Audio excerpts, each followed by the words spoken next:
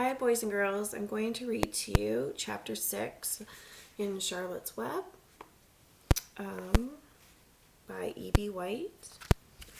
And the chapter is called Summer Days.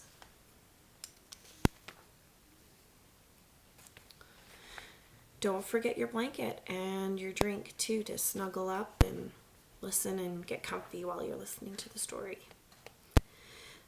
The early summer days on a farm are the happiest and fairest days of the year. Lilacs bloom and make the air sweet and then fade. Apple blossoms come with the lilacs, and the bees visit around among the apple trees. The days grow warm and soft. School ends, and children have time to play and to fish for trouts in the brook.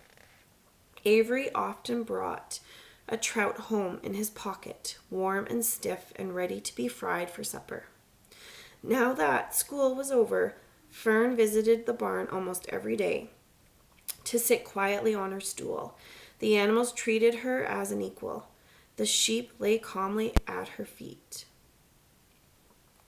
Around the 1st of July, the work horses were hitched to the mowing. See, you have to go back and reread. So I'm going to go back and read the whole sentence, actually. Let's try that again. Around the 1st of July, the work horses were hitched to the mowing machine. And Mr. Zuckerman climbed into the seat and drove into the field. All morning, you could hear the rattle of the machine as it went round and round, while the tall grass fell down behind the cutter bar in long green swaths. Next day, if there was no thunder shower, all hands would help rake and pitch and load, and the hay would be hauled to the barn in the high hay wagon, with Fern and Avery riding at the top of the load. Then the hay would be hoisted, sweet and warm, into the big loft until the whole barn seemed like a wonderful bed of timothy and clover. Timothy's a type of hay. I used to have rabbits, and I used to feed them timothy hay, and they loved it. It was fine to jump in and perfect to hide in, and sometimes Avery would find a little grass snake in the hay and would add it to the other things in his pocket. Early summer days are a jubilee time for birds, in the fields, around the house, in the barn, in the woods, in the swamp. Everywhere love and songs and nests and eggs. From the edge of the woods, the white-throated sparrow, which must come all the way from Boston, calls, "Oh, Peabody, Peabody, Peabody." On an apple bough, the phoebe teeters and wags its tail and says, "Phoebe, Phoebe." The song sparrow, who knows how brief and lovely life is, says, "Sweet, sweet interlude, sweet, sweet interlude."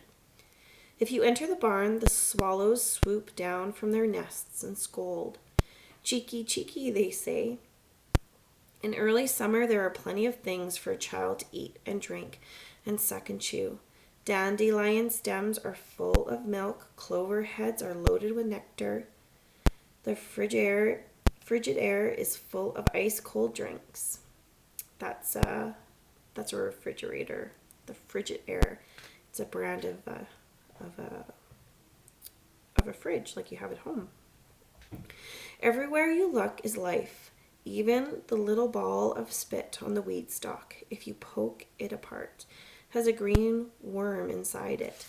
And on the underside of the leaf of the potato vine are the bright orange eggs of the potato bug. It was on a day in early summer that the goose eggs hatched.